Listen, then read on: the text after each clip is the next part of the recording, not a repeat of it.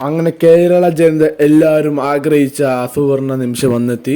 Big boss വീട്ടിലെ promo വന്നിട്ടുണ്ട്.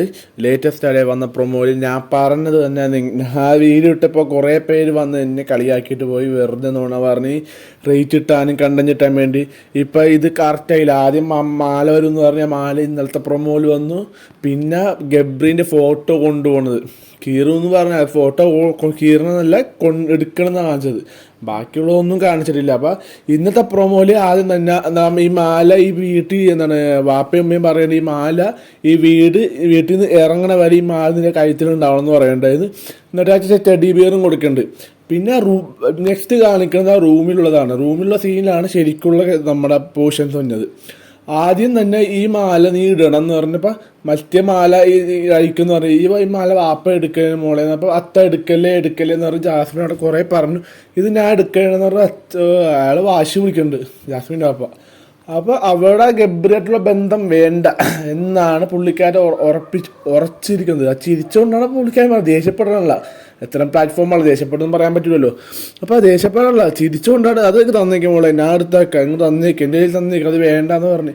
പിന്നെ നെക്സ്റ്റാണ് നമ്മൾ പറഞ്ഞ കാര്യം, ഗബ്രീൻ്റെ ഫോട്ടോ എടുത്തോണ്ട് കൊണ്ട് മോളെ ഇത് ഞാൻ അങ്ങ് എടുക്കണേന്ന് പറഞ്ഞിട്ട് എടുക്കണ്ട.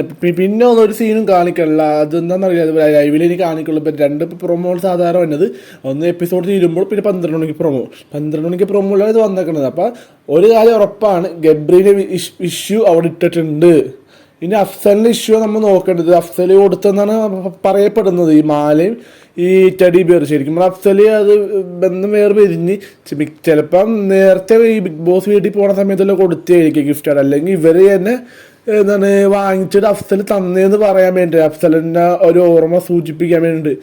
അപ്പോൾ ഇതിലൂടെ മനസ്സിലാക്കാം ഈ എന്താണ് അവർക്ക് അത്രമാത്രം ഈ വിഷയം കൊണ്ടിട്ടുണ്ട് ഫാമിലീസിന്, അത്രമാത്രം ഈ ഗബ്രീൻ്റെ ഇഷ്യൂ നല്ലപോലെ കൊണ്ടിട്ടുണ്ട്. ഒന്നാമത്തെ കാര്യം, പുറത്തൊരാൾ കമ്മിറ്റഡ് ആയിരിക്കുന്നത്, എന്നിട്ട് അകത്ത് റിലേഷൻ ഉണ്ടാക്കുന്ന വളരെ ചീറ്റിംഗ് ആണ്. അയാൾക്ക് എന്തായാലും ഉണ്ടാവും, അല്ലെങ്കിൽ കുഴപ്പമില്ല ചെയ്തോ, വേണ്ട അയാളെ വേണ്ടത് ഈ ജാസ്മിൻ റിലേഷൻ കണ്ടിന്യൂ ചെയ്തോ, പക്ഷെ അയാളെ പേര് എടുത്തു തരുന്ന ആവശ്യമുണ്ടോ? അപ്പം അത്ര പേര് അയാൾ അറിയില്ല, അത്രയും നാണക്കേടായിട്ട് ഉണ്ടാവില്ല ഫാമിലിക്ക് എല്ലാവർക്കും. അപ്പം അവിടെയൊക്കെ കാണിക്കുന്നത് പക്ക ഫ്രോഡ് ചീറ്റിംഗ് ആണ് ജാസ്മിൻ കാണിക്കുന്നത്. അതിനുള്ളതാണ് ശരിക്കും പറഞ്ഞാൽ ജാഫറൊക്കെ ചെയ്ത് ശരി തന്നെ 100%. അതെടുത്ത് കളയണം, അങ്ങനെ കീറിക്കളയണം എത്ര നല്ലതാണ് ജാസ്മിൻ്റെ മുമ്പിൽ വെച്ച്. അപ്പോൾ അവൾക്ക് മനസ്സിലാവണം. പിന്നെ വേറെ ഒന്നല്ല, പിന്നെ അത്ര വലിയ പ്ലാറ്റ്ഫോം അത്രയിൽ നിൽക്കുമ്പോൾ ആരും ചെയ്യൂല അങ്ങനെ തരുന്നില്ല. അത് പുറത്തിറങ്ങിയിട്ട് ചെയ്യണമെന്നാണ് എൻ്റെ ഒരു അഭിപ്രായം ശരിക്കും പറഞ്ഞാൽ. പക്ഷെ അവിടുന്ന് ചെയ്ത അവൾക്ക് മനസ്സിലായാൽ മതി, അവിടുന്ന് ചെയ്ത പിന്നെ ഈ ഗബ്രിയും ചിന്തിച്ചിരിക്കൂല അവിടെ, എന്നാ കാര്യം തന്നെ. അതാണ് മെയിൻ ഒരു കൺസെപ്റ്റ്. ഒറ്റയ്ക്ക് കളിച്ചോളൂ.